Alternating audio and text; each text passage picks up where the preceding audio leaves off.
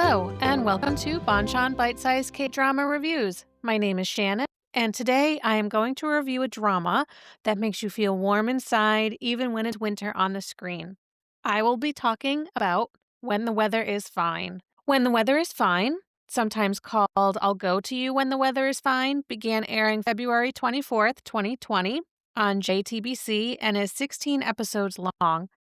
I'm sure most of you recall that specific time of the year 2020, so of course you won't be surprised that COVID-19 did have an effect on the production of the drama. There were a couple hiatuses taken as precautions during filming, and while no character is wearing a mask, in a couple episodes there are offhand comments about how people should wear a mask these days. Other than that, the pandemic did not have a great effect on the production of the drama.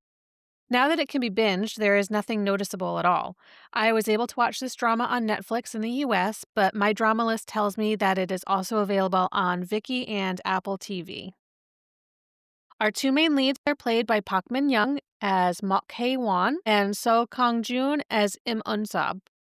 Park Min Young has been a favorite of mine for a while. She has some pretty big hits under her belt, including Healer, What's Wrong with Secretary Kim, Her Private Life, and Marry My Husband. While this isn't a Nuna romance because the two characters are the same age, there is an age gap with Park Min Young being 8 years older than So Kang Joon. So Kang Joon. But since she is ethereally beautiful and youthful looking, the only way to know it is to have looked that up. So Kang Joon starred in 2025's Undercover High School, a drama I enjoyed and thought was a fun watch, but wasn't quite at the top of my best of 2025 list. He also plays a main lead role in Are You Human Too? I haven't watched this one, but I've heard mixed reviews. He also has a role in Cheese in the Trap, which can also be divisive among fans. A pleasant surprise for me was Lee Jae-wook, who plays Eun-sub's high school friend. Another age gap here, as Park Min Young is 12 years older than him. I think it works because he has such a mature face. Not old looking, but he looks older than his 27 years. Well, 22 years at the time. Lee Jae-wook is best known for his role in Alchemy of Souls, but he was also in 2025's Dear Hongron as the lead role. I also happen to like him in Death's Game. Another familiar face, at least to me, is Im Se-mi. She was familiar to me because I've seen her in two dramas in 2025. She played the best friend / restaurant owner in My Dearest Nemesis, as well as the shooting coach in The Winning Try. I was also happy to see a teeny tiny role given to Lee Bong-ryun. She has been in so many dramas, in cameos and support roles. She plays the best friend in Crash Course in Romance, the building owner and restaurant owner in Hometown Cha-Cha-Cha, and a City Hall coworker in Destined with You. So Mok Hae Won is a cellist in Seoul who is burned out from the stress at her job. She has a history of friend betrayals and family drama. She quits her job and heads for her family's home in the countryside. She reunites with Eun-sub, who owns the bookstore just down the road from her family's guest house / inn. As the two reconnect, there is a lot of healing done for both characters who have some past traumas to work through. The two really start to open up and become emotionally vulnerable with each other. There is a small town setting with reoccurring townspeople as minor characters. We don't get to learn too much about them, but they do feature in Eun-sub and Hae-won's past and present. Our two main characters are Hae-won and Eun-sub. Hae-won is a talented cellist. She teaches cello to students in Seoul, but seems to have had a tough time of it lately. She's burnt out and looking for an escape. She's emotionally guarded and keeps a lot of her feelings close to her chest. Eun-sub is a very gentle soul and comes across as kind of introverted. He runs a bookstore and writes his thoughts and feelings down in an anonymous online blog. He also has some emotional boo-boos and has some walls up of his own. He's been in love with Hae-won ever since they were in high school together a decade earlier. Eun-sub has his mom, dad, and a younger high school-age sister. His sister, Im-hui, came across to me a little bit immature for her age. Is very bubbly and a little tactless. She is pretty boy crazy. but she has a good relationship with Unsab, and it was nice to see their love for each other. Unsab's parents are great. They seem to have a very warm and loving home. Lee Jong-woo is a classmate of Unsab and Haewon. He's friendly and outgoing. He works for the city and cares a lot for the residents of his town. He's always ready to help someone out. Kim Bo-young is a former friend of Haewon from high school, but something goes down that fractures their friendship and causes them to split apart. Haewon's aunt is Shim Myung-yo. She runs an inn, but is also a noted author. Haewon's aunt is very reserved and seems to have some health concerns. Haewon wants to lean on her for support, but Myung-yo has some emotional trauma of her own that she's dealing with. Haewon's mother is Myung-ju. She was in jail for several years for killing Haewon's father. She's pretty cold, as is the relationship between her and her daughter. This is a slow-paced and quiet drama that really takes its time to unfold both the story and the healing. Do you like cozy bookstores? Then you'll find this one to be perfect. There's a multi-generational book club that meets there where they share beautiful passages from books and poems with each other. If you're looking for something with a lot of conflict, then you'll want to pass on this one as it is very low stakes. If you're into wintry scenes in the countryside, then this one is absolutely for you. Want to watch two characters find warmth and healing in each other? Then this one is for you.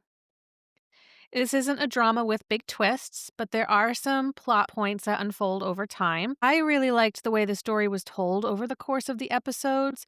It took its time. I also appreciated its calm and introspective mood. It almost felt like the drama was trying to heal me too. I loved the bookstore. I'm super jealous there isn't one at the end of my driveway, too. This drama has a lot of literary vibes to it, which I liked. In fact, the whole symbolism of the snow is very literary. A visual representation of the characters' cold inner selves, and as the snow moves towards spring, or when the weather is fine, we see them start to open up emotionally. Park Min-young plays her character in a way where she wasn't super expressive, which may have bothered some people, but I found it really appropriate for the drama. I really felt like Haewon and Unsab were adults. Unsab tries to hide just how long he's loved Haewon, but there really aren't any big misunderstandings or miscommunications. For the most part, these two communicate like adults. They felt realistic, and I think they go through some real emotional growth. Like I said, the pacing is slower because it has such a quiet and introspective tone, so you may not want to binge it. However, I did. I couldn't get enough. I couldn't stop watching. That slow pacing I mentioned might be a turnoff for some people. The romantic tension or lack of at a certain point might not be enough to keep some viewers hooked long enough. This isn't an intense drama that ends with episodes on cliffhangers. You have to be in it for the character development and watching them reconcile their pasts as they slowly knock down their walls. I personally like the poetic nature of some of the dialogue, but I can see how it could come across as pretentious to some people. I didn't find it to be overly flowery, though. I thought its poetic nature really fit the vibe, and especially the snowy scenery, but it may also come across as melancholy.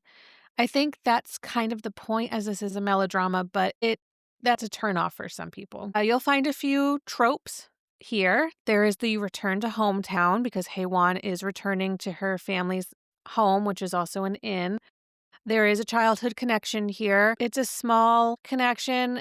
I really think they could have left it out of the plot and it would have been fine, but you can also consider high school part of that childhood connection, so that part of the story is necessary. There is a friends to lovers trope here because the two start out pretty friendly. They're on good terms with one another, and when they reconnect in the present time, they really start out kind of with friends as one another and kind of almost as boss and employee because the bookstore is owned by Unsab and Haewon starts to spend some time working there part-time. There is a found family vibe to this. It's not a super huge found family vibe, not enough where like I can really talk at length about all the different members of the found family, but there is that cozy kind of vibe you get when people find one another and, you get to see them all spending time with one another. There is some family related emotional baggage. Some of it can be a little violent. Definitely a trigger warning for anyone who wants to avoid anything with domestic violence in particular. Pretty much both main characters have trauma in their pasts that they are working through. I personally loved this drama for its cozy vibes and character relationships. It has great scenery and cinematography. The acting is good, although I don't think it's Park Min Young's absolute best. I think just because she doesn't really get to express too much on her face, her character is pretty, she's not a very expressive person. She's also at a point in her life where she's just feeling kind of lost and she's not a very upbeat, bubbly personality. So Park Min Young really had to kind of play it more subdued than I think she has in other roles. So it's a quieter role for her for sure. The story is moving, but sometimes the pacing did drag a little bit. The ending was also a tiny bit ambiguous, and I would have loved a more solid ending. So overall, I give this one I'm gonna give it an 8.5 finger hearts out of 10, I think. I originally was gonna give it a 9, but I think because some of the pacing issues and that ambiguous ending, I'm gonna dock it half a point. So I think I'm gonna give it 8.5 finger hearts out of 10. I loved how quiet and tender this drama was. The visuals of the snowy countryside made me long for hot cups of coffee, even though it was still summer temperatures when I was watching it. When the weather is fine left me feeling warm inside, like my heart was wrapped up in a fuzzy, warm blanket. I hope you'll enjoy watching it too. Thanks for listening. I'll see you in the next episode. Until then, if you'd like to share your thoughts, opinions, and suggestions for future episodes, you can find me on Instagram at bonchankdramapod or email me at bonchankdramapod@gmail.com. Bye!